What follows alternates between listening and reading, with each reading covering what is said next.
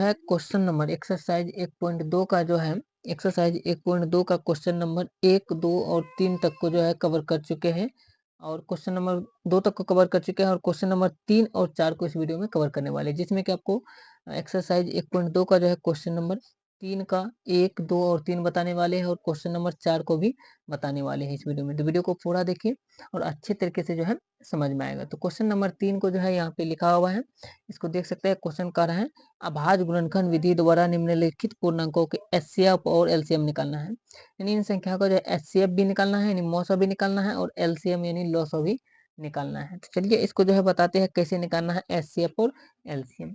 यहाँ पे हम लिख चुके हैं, देख सकते हैं 12, 15 और 21 का कर रहा था। तो लिखेंगे सबसे पहले यहाँ पे 12 का अभाज्य गुणनखंड, 15 का अभाज्य गुणनखंड और 21 का अभाज्य गुणनखंड। तो सबसे पहले लिखेंगे 12 का अभाज्य गुणनखंड, यहाँ पे लिखेंगे 12 का अभाज्य गुणनखंड। तो 12 का अभाज्य गुणनखंड जो होता है तो लिख देंगे 12 का अभाज्य गुणनखंड और 12 का अभाज्य गुणनखंड में हम लोग लिख सकते हैं, ये आता है 2 पर पावर 2 गुना 3। क्वेश्चन नंबर 1 में बताए थे कि अभाज्य गुणनखंड कैसे लिखते हैं। क्वेश्चन नंबर 1 को भी आप लोग जाकर के देख सकते हैं, अच्छे तरीके से समझ में आएगा कि अभाज्य गुणनखंड किस तरीके से लिखा जाता है। तो यहाँ पे 12 का अभाज्य गुणनखंड 2 पर पावर 2 गुना 3 आएगा, क्योंकि 2 पर पावर 2 का मतलब 4 हुआ, गुना 3 करेंगे 12 आ गया। इसी तरीके से हम लोग लिखेंगे 15 का अभाज्य गुणनखंड, लिखेंगे 15 का अभाज्य गुणनखंड। तो 15 का अभाज्य गुणनखंड हो जाता है 3 गुना 5 होता है, लिख दिए। इसके बाद लिखेंगे 21 का अभाज्य गुणनखंड। तो 21 का भी अभाज्य गुणनखंड जितना भी संख्या रहेगा सबका लिखना पड़ेगा। तो 21 का कर है तो 21 का अभाज्य गुणनखंड लिखे। तो 21 का अभाज्य गुणनखंड आएगा 3 गुना 7 आता है 7 से 21, और कोई भी संख्या नहीं है। तो हमको क्वेश्चन कर रहा था एचसीएफ भी निकालना है और एलसीएम भी निकालना है।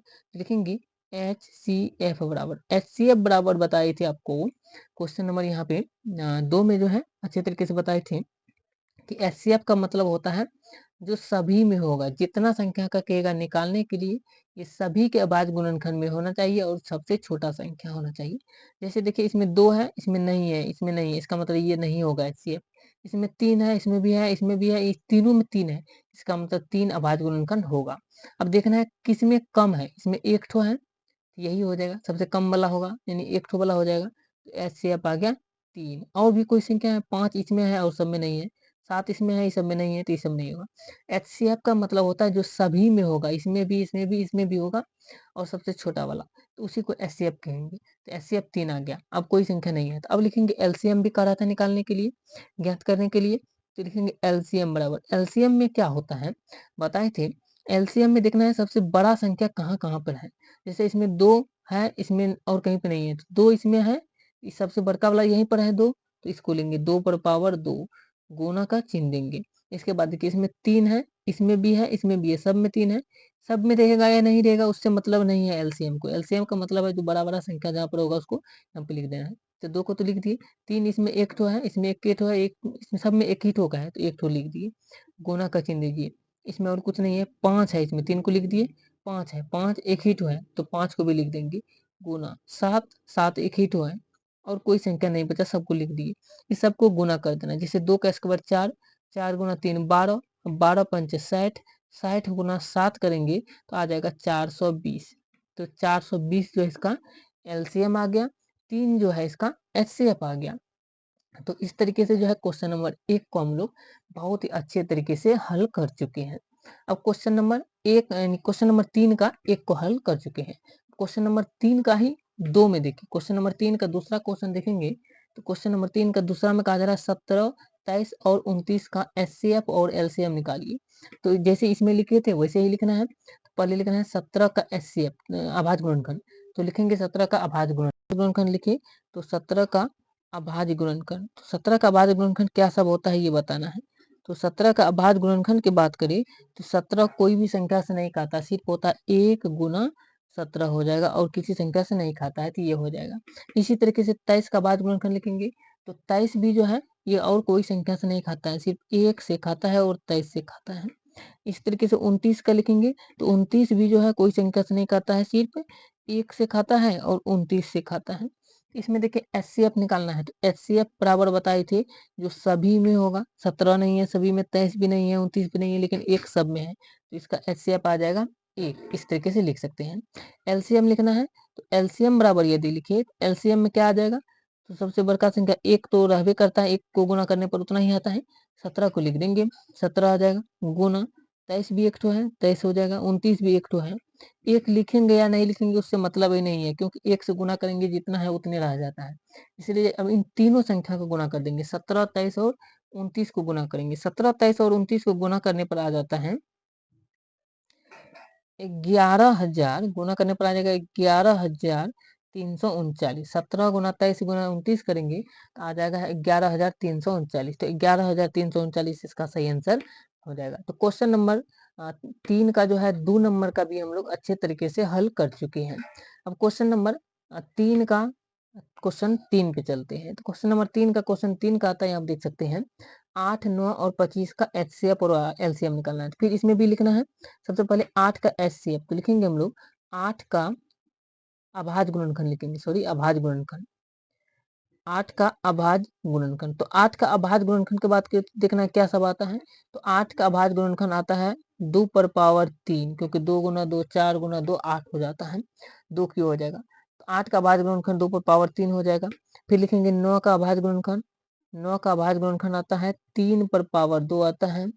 और इसके बाद लिखेंगे 25 का अभाज्य गुणनखंड। तो 25 का भी अभाज्य गुणनखंड बात करें तो 25 का अभाज्य गुणनखंड आ जाता है 5 पर पावर 2, और कोई संख्या नहीं आता है। सब में संख्या कोई तीनों में नहीं है, इसका मतलब एक तो सब में रहता ही है, तो एक सब में रहता है।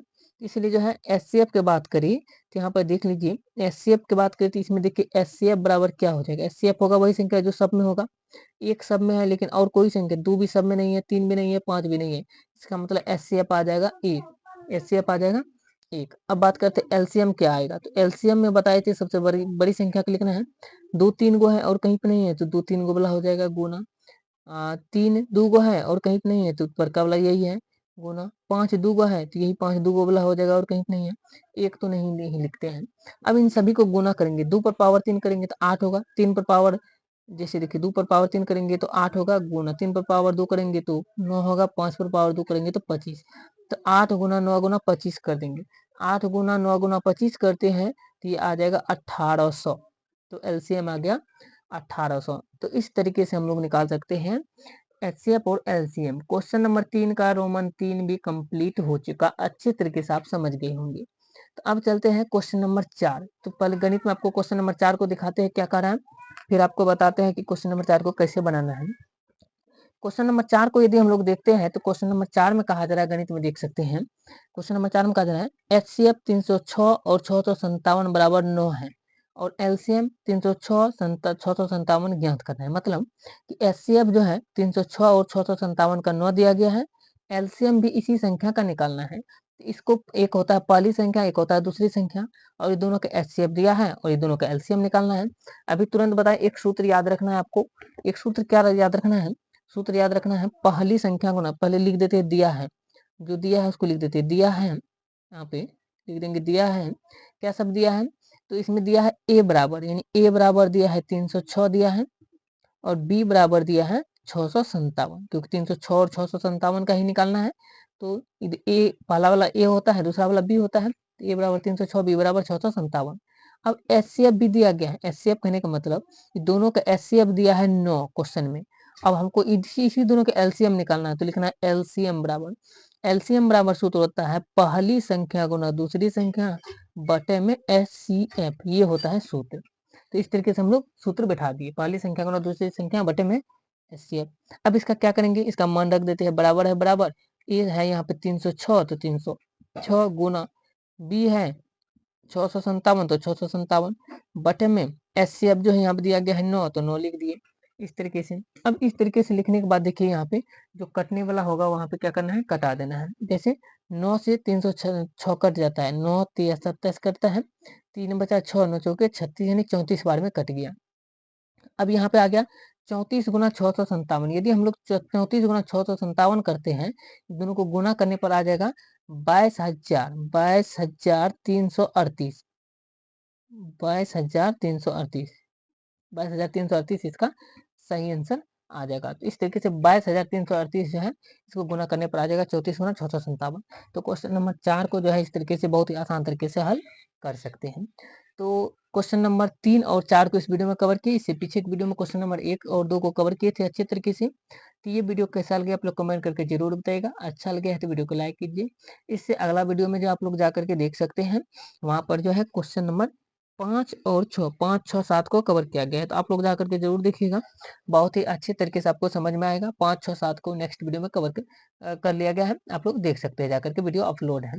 मिलते हैं नेक्स्ट वीडियो में, और तब तक आप लोग जो है चैनल को सब्सक्राइब कर लीजिए। सभी सब्जेक्ट की तैयारी चैप्टर वाइज आपको मिलने वाला है यहाँ पे। जय हिंद।